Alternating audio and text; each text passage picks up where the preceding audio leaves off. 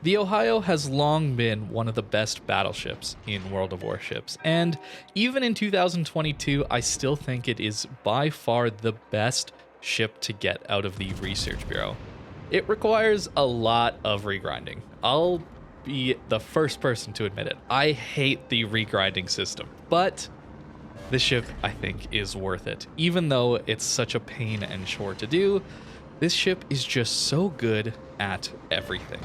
We've already done a 30,000 damage salvo into a Kearsarge at quite a decent range. So the sniping that Ohio can do is pretty good, meaning the meta that is pretty passive these days isn't too big of an issue for the Ohio.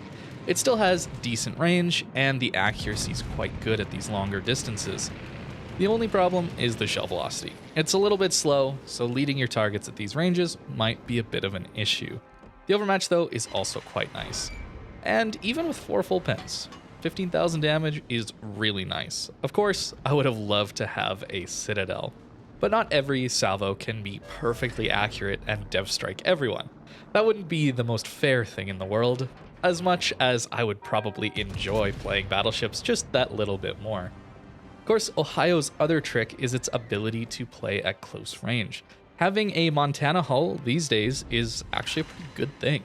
It no longer has the gigantic citadel that the Montana used to have all those years ago when the game first released, so in a brawl, it's not too bad. Unfortunately, it has only a 32mm bow, which normally is fine, but you're going to see in this game that becomes a bit of an issue, and is where the Kurfürst and the Preußen would just have a little better opportunity to survive some of these situations.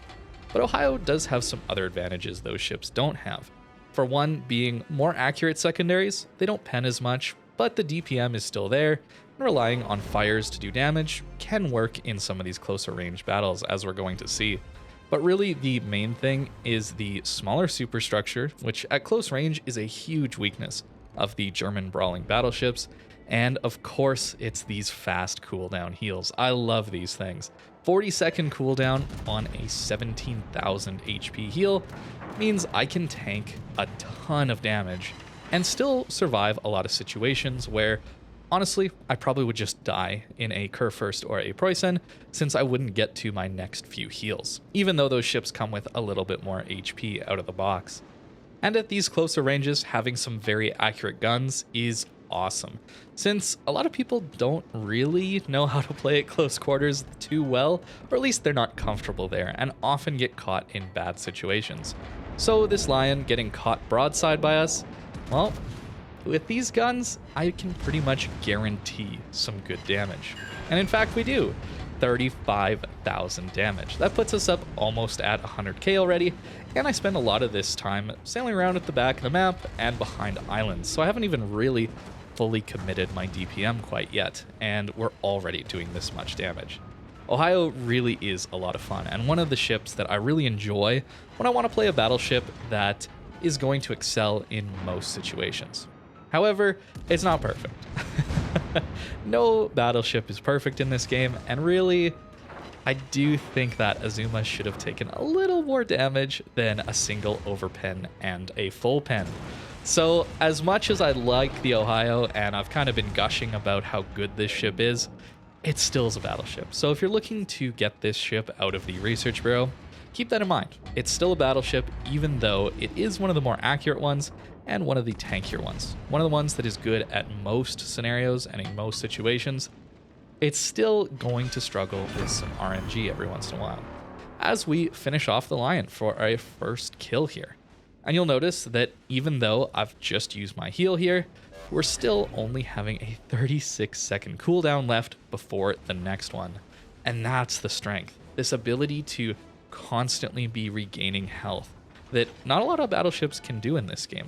Some of the other battleships have the super heals, right, like the Conqueror, but that one has to wait a little bit of time in between them that is much longer than the Ohio has to wait. So a bit of a trade-off there. For the Conqueror's playstyle, though, it is still a very good, strong heal, though. It tends to not want to play at these closer ranges. But here, we're going to see the issue, like I said, with 32mm bow plating, is a Yamato. Notice the angle I'm going to be taking here. I don't want to give him a full bow-on angle since, well, I know he can just overmatch that and do tons of full pen damage into me. But I'm also not showing flat broadside since, well, it's a Yamato. You don't want to show broadside to Yamato. And if we angle reasonably well as we get our Pity Citadel, of course when the Azuba is on 2000 HP, that's when I get my Citadel, right? But as you saw, we actually bounced the Yamato reasonably well there. I would say taking around 10,000 damage in that situation is a pretty decent job of mitigating damage, since Yamato has some pretty devastating firepower. Unfortunately, pushing into a Smolensk and a Yamato, there we go. There's a good bounce. Although it looked like his shells just went low. Unfortunately, that bug is still in this game, and probably always will be, since I'm getting more and more convinced it's not a bug and just a feature of the aiming system. But as you can see, this Cleveland's going to come around the corner and do some pretty good damage with his armor piercing. So props to this guy for knowing to swap to the AP, but we're still going to get to our next heal because it's only 13 seconds away. And of course, Ohio can actually have better turret traverse than the Des Moines does at tier 10, which has much smaller guns in terms of caliber, which is a really huge strength of this ship, making it very good in close quarters.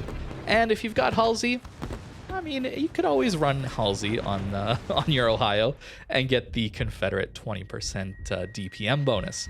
And there's the big issue. We just took 25,000 damage through our bow from that Yamato. Pretty good roll, honestly, for that Yamato for dispersion. Honestly, wasn't expecting that much damage, but it is a Yamato. It can overmatch like that. And for our last salvo into the Lexington broadside, 3 overpens. So a really good game, honestly. 178 is pretty solid, honestly, for a push that didn't last very long. But you can see that the Battleship experience still includes a lot of RNG that can be quite frustrating. But overall, I still think Ohio is amazing. And if you're going to get a ship out of the Research Bureau, I do think Ohio is the one to go for. It's the most versatile and the best overall. As for the build I'm currently running on the Ohio, it looks like this. As many of you know, I talk about this a lot where I'm constantly changing the builds on my secondary battleships. It's just something I'm constantly trying to tweak and mess around with to try and get the best possible result out of some of these brawling battleships, because I enjoy them and I often find myself dying quite early. So these games don't always happen for me, and then I try and mess with the build, but I have been running this build for a very long time at this point, so I do think that if you have a 21-point commander, it's a really good way to go on the Ohio. Having this insane turret traverse is just so nice in a close quarters engagement, and the shell swap time, while I didn't use it in this match, can be very useful for some bow-in battleships, or if a destroyer decides to rush me around a corner. It's very, very useful. I'm of course running secondaries here, since if I'm not running a secondary build Ohio, I'm probably going to play my Montana for the more consistent long-range accuracy and basics of survivability instead of adrenaline rush. If I'm getting frustrated with dying too quick, well, maybe I should sacrifice a bit of DPM to survive just a little bit longer. At least that's the thought process that's gone through my head here.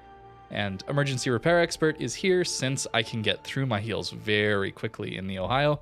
And I think fire prevention is just necessary. So you'll notice I've given up concealment, which can be very useful on a ship like Ohio and Montana that are so good at mid-range, but I have given it up, at least on the commander. Upgrades here, at least in the equipment slots, I am taking concealment, accuracy, damage control system, again, I'm trying to stay alive, secondary battery mod, and damage control mod 1. I'm also taking damage control party modification. This gets me a 30.8 second damage control. And that means I'm immune to all module destruction, fires, flooding, engine getting knocked out, turrets dying, all that good stuff. I'm immune for 30 seconds. So if I really push into a bad situation, I can have this nice immunity time to potentially allow me to get through or more damage in a bad situation, or allow me to duck in behind an island or take cover in a smoke screen and go disappear to recover my HP with my fast heals. I really like using the damage control party as that 30-second immune time to get me out of a bad situation. And that's why I'm using both damage control system mod 2 and the basic survivability here to reduce fire and flood time, since I'm not going to use my damage control on every little fire, since I really like to make use of that immunity time. But that's the Ohio. I really like this ship still. I've had it for quite a while, I've played it a lot, and I still enjoy it. So that's why I think it's probably the best Research Bureau ship you can still get in 2022. Thank you very much for watching, and I hope you have a great rest of your day.